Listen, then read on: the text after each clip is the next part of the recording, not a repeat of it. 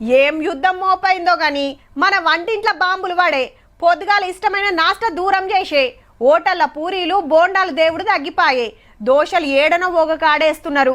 కొన్ని ఓటలల్లా gas cylinder charge అని extra ఏవట్టిరి bill మీద. కట్టెల మీద వండబోతే పొగ జూరుతుండే చుట్టుముట్టుండేటోళ్ళు లొల్లు పెట్టవట్టిరి. గందుకే గీ ఉపాయాలు చేస్తున్నారు. ఇక గ్యాస్ బండ పెట్టలేదు, కట్టెలు ముట్టియలేదు, మంట వస్తూనే ఉన్నది, కడాయిల నూనె కాలుతూనే ఉన్నది. ఇదేం పొయ్యి అంటారా? Diesel stove. కరీంనగర్ లో వెల్డింగ్ పని చేసే గీ అన్నాలు తయారు చేసిండ్రు.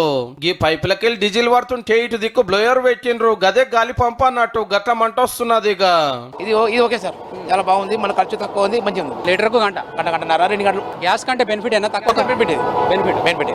ఇది కట్టెల పొయ్యి, మీదంగా కట్టెలు కిందంగా బ్లోయరు. పొగ లేకుండా మంచిగా ఇడ్లీలు చేస్తున్నారు.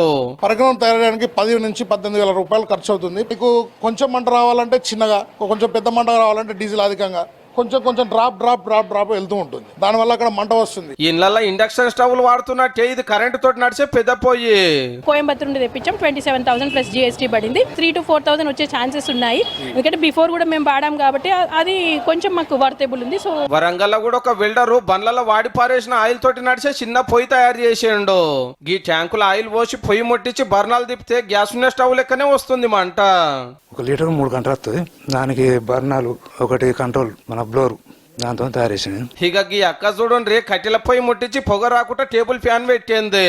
పట్నంలో పెద్ద పెద్ద కట్టెల స్టవ్లు, కరెంటు స్టవ్లు బొచ్చడు వస్తున్నాయి. కమర్షియల్ సిలిండర్ కు కష్టకాలం ఉన్నాయి. అలా గిసొంటివి తప్పవు మరి.